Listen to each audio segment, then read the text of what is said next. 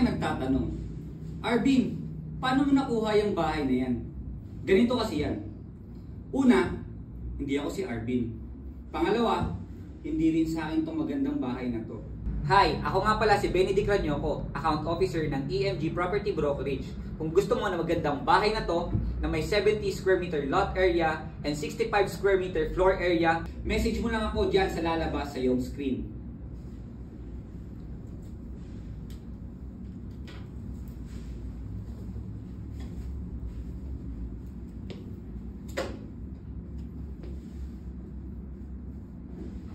Hoy! Sino ka? Boss,